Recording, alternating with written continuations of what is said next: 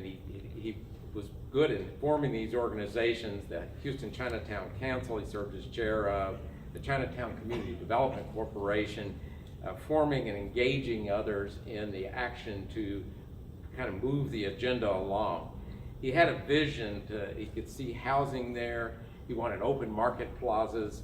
He wanted to connect downtown to Metro, and he was good at getting Metro to extend the trolley routes over into East Downtown. He wanted and he pursued a Chinese gate to welcome the guest, okay? And he even got the mayor of Shenzhen to donate the materials for this gate. And all the while, and interesting enough, I think Dan said, and Mayor Parker, you said it well, he knew and he was deeply involved in the emergence of this new, very large Chinatown in Southwest Houston. He was very engaged in our organization very early in. We had an attractions committee. There was a period of time back there in the 90s where we were really searching for the attractions for downtown. And it was chaired actually by Councilmember Judson Robinson and hosted by Richard Royce. Some of you may remember, who passed away quite a few years ago. Dan, right after that, joined the board of Central Houston, and we are so delighted he remained on the board until last year, and we're deeply grateful for his service. Well, the efforts by Dan also led to the creation of the East Downtown Management District in 1999 with the help of Representative Garnet Coleman and Senator Ellis. Dan also served as the vice chair of that board. And then for years he advocated, I went back and looked at the files, and he advocated the creation of a TERS, and Mayor Brown, under you, got that job done in creating the TERS for East Downtown as well. He was a founding director. And the district and the TERS really ended up being the engines to really help get things going over in Chinatown. And it helped provide the improvements like the Sister Cities Promenade, of which he was very proud. Dan had faith in that historic Chinatown we now know as Edo. He civically and privately invested in it, and I think he worked so hard, and he had such a strong vision for this grand hotel, which would have served the guest of the convention center. Common to Dan's leadership was this incredibly strong vision that it just would drive him, but he worked in this so modest and patient and sort of persistent way. I think persistent we all knew, okay, to take that vision and convert it to reality. We often say that success has many fathers and mothers. I think tonight, as we gather tonight, I want to lift Dan up as one of those fathers, okay? And I want to share our gratitude to you, family, and support, and to you, Rika, for just letting us have Dan, okay, to work on this.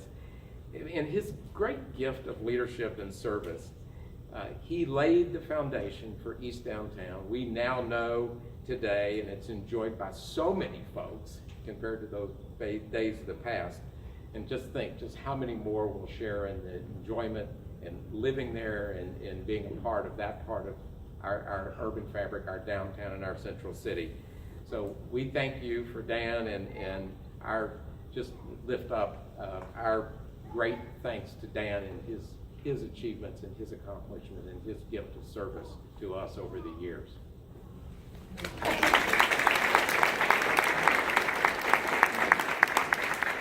Thank you very much, Bob. One of the best examples of the entrepreneurship that is generated by Houston's Asian American communities has been Cole Chemical and Distributing Inc., a major distributor and supply chain management services provider for industrial chemicals, fuels, and lubricants. This company was founded by Donna Fujimoto Cole in 1980 and consistently ranks among the top minority-owned businesses in the Houston area. Donna, along with Dan, was one of the founders of the Asian Chamber of Commerce and knew him well. Donna?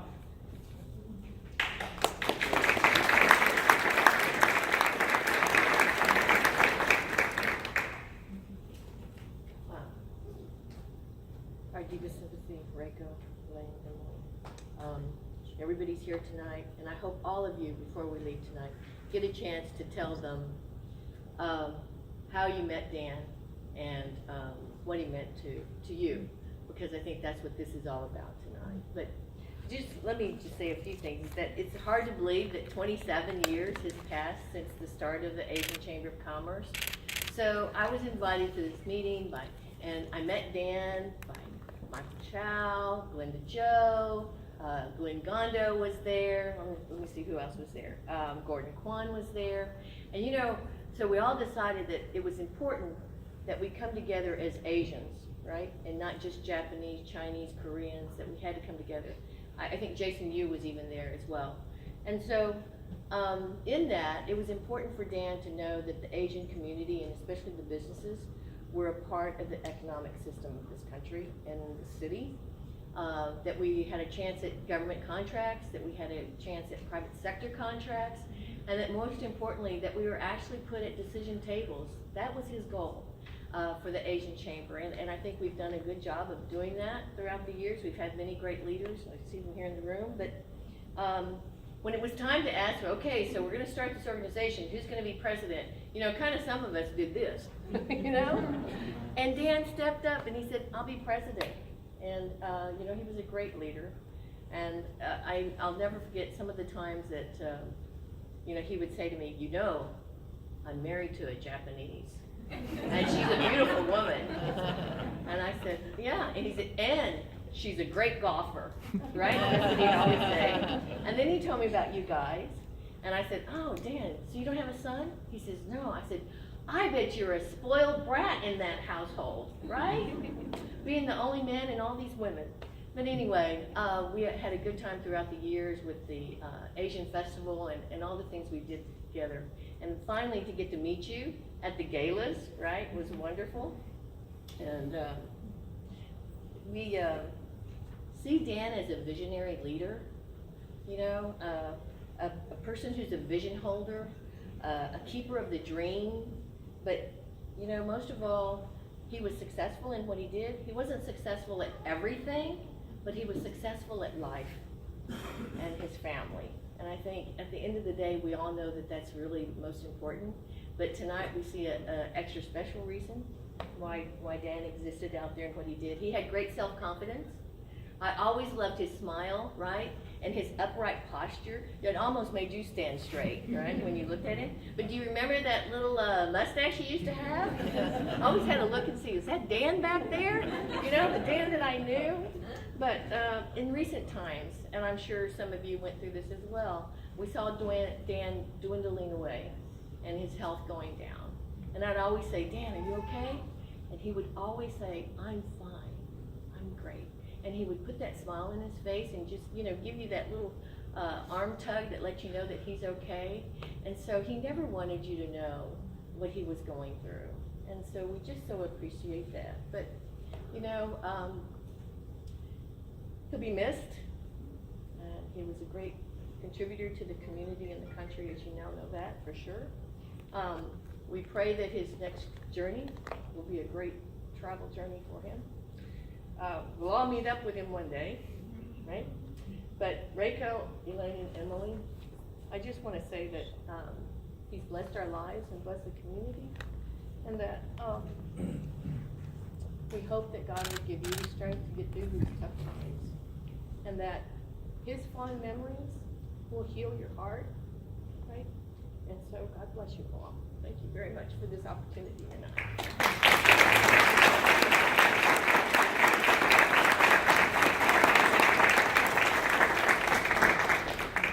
Thank you, Donna. Another of Dan's many friends has his own fascinating story of entrepreneurial success, and that's Michael Chow, the founder of Quadrant Consultants, Inc., a civil and environmental engineering firm that Michael founded in 1979. We're getting old, Michael. Michael, along with Donna and Dan, was one of the founders of the Asian Chamber of Commerce, and his father, who actually took me to China back in the early 90s, and Dan were also involved in the founding of the Houston Shenzhen Sister City Association. And Dan was very involved with that association to the very end. Michael, would you like to make a few remarks?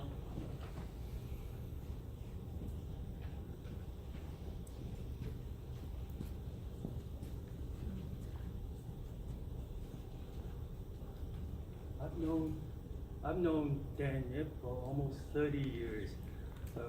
Many years ago, for the Asian Chamber. Me and Linda had our first meeting, and Dan was there, and I met Rachel at that time. That's 30 years plus, you know. My father was with Exxon that time. Him and my father went to China several times, and because of that, they talked to the Center City's mayor, and going back and forth, we brought a lot of people to visit to Houston. At the end, we start the sister city with Shenzhen. My job here today is to talk about the fact father was involved with Dan Nip for many years. You know, myself, I see Dan Nip, I guess, almost 30 years. He's my CPA, and on top of that, I have dinner with him almost every other week, every Sunday.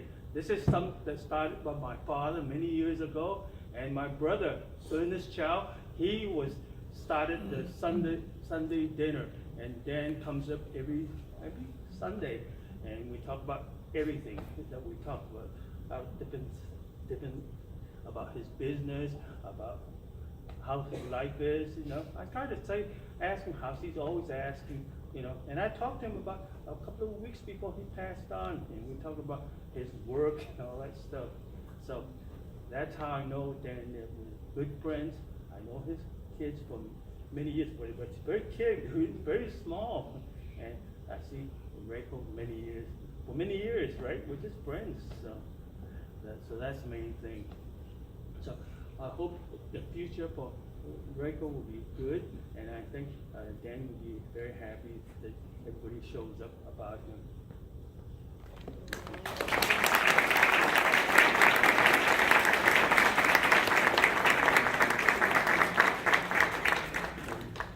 Just a few more remarks about Dan's contributions to the community. We've already heard about the Rainbow Lodge, which started out as a favor to his father, who was a member of the Chinese Seniors Association. One of a handful of federally funded Section 202 affordable housing projects for seniors in Houston. Rainbow Village has stood, I said Rainbow Lodge, yeah. Rainbow Village stood as a tribute to Dan and the others who helped build it in Southwest Houston. Dan was also an important advisor to Michael Quinn, the developer of Golden Bamboo Village. You may be familiar with that. It's the first Vietnamese affordable senior housing project in the southwest area of Houston. Michael has passed away, but his son, Mike Quinn. Mike, are you here tonight? There's Mike. Okay. He's kind of taken the baton from his father. He's now the executive director of BN Teamwork, which is a nonprofit that's taken the lead in building these affordable housing projects. There's now, I understand, Golden Bamboo 1, 2, and 3. Is that right? Very good. Heard mentioned Gordon Kwan's name here a few times. Gordon Kwan, he couldn't be with us tonight. He's out of town, but he did share a few remarks that I'd like to read. Gordon, of course, is a preeminent immigration attorney here in town and a former city councilman. Here's what Gordon has to offer. Dan succeeded me as chairman of the East Downtown Redevelopment District, TERS 15, when I was elected to city council. He worked with C.K. Peng on a master plan for the district on creating standards for lights and development. He reviewed the infrastructure of the old Chinatown area and developed a plan for water and sewer lines to promote growth and redevelopment in the area. In my mind, this is Gordon talking, Dan was always a big dreamer. He dreamt of building a hotel and shopping complex and a sky bridge over 59 to join with the George Brown Convention Center. He had obtained parts we heard about to build a Chinese gate to the old Chinatown area. He had envisioned a farmer's market with fresh produce and seafood in East Downtown, where people could pick up groceries on their way home from work. The last project we discussed was a new high-rise condominium next to 59 overlooking the downtown area. Many of Dan's dreams did not come to fruition, but as President Kennedy said, there are those who accept things as they are and those who ask, why not? Why can't we do other things? Dan was always asking, why not? And finally, we have these words from Dr. Herbert Karpicki. I may be misspelling or mispronouncing his name. Doctor, are you here tonight? Well, he shared some words. Dr. Karpicki was the former principal of the high school for the performing and visual arts. By the way, they're building a beautiful new building right smack in the middle of downtown. I'm very, very pleased to see that happening. I worked with Dan when I was principal of HSPVA. We met as fellow inductees in the American Leadership Forum and became good friends. He made it possible for us to do a performance tour of China with a student delegation from the high school in 2000. We performed concerts in Shenzhen, Shanghai, and Beijing. For several years following, we were included in delegations representing Houston and the USA to China. None of this would have been possible without Dan. He was a wonderful gentleman. It was a great privilege to know him and to work with him. As a favor to Ryko and the family, would any of you who have worked on these programs with Dan or any of the others that have not been mentioned, could you just stand up today so we can see who you are? Recognize all of you who have worked on these programs and projects. Don't be shy. Bobby, to you, one good, stand up. Come on. I mean, all of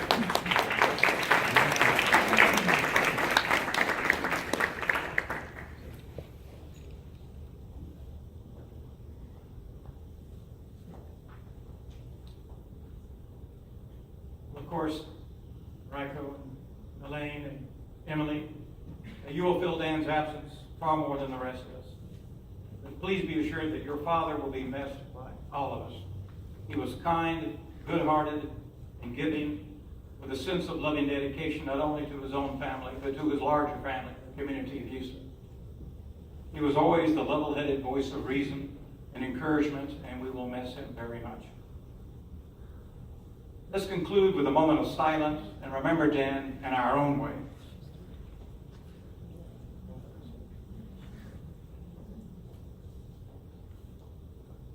Before we do finish, we've heard from many of Dan's friends and colleagues in business community development. But let's finish with words from Dan's own family, his older daughter, Elaine. Elaine?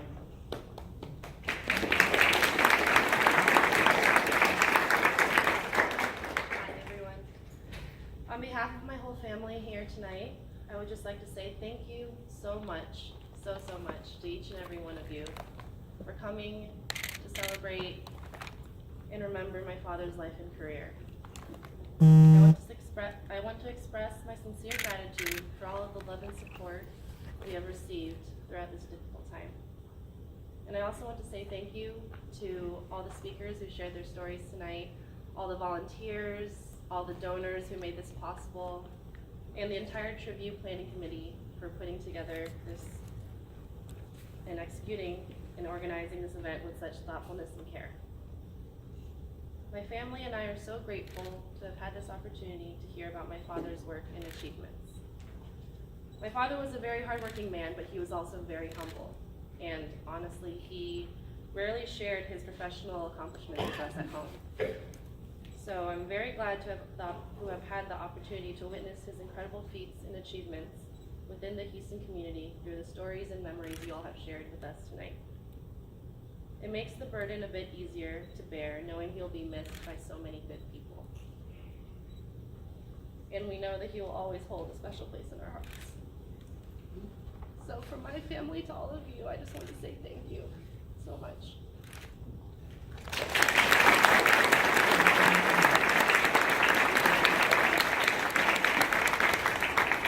Thank you, Elaine.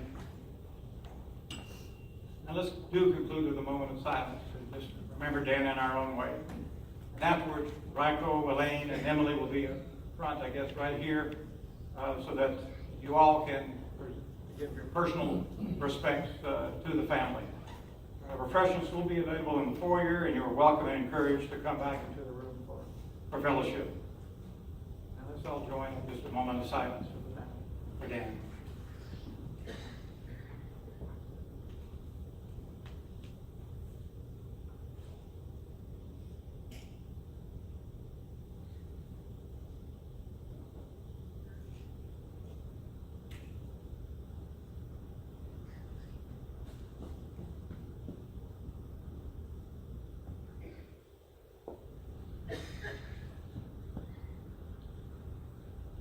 Dan will miss you. Thank you all for coming tonight. And again, the family will be up here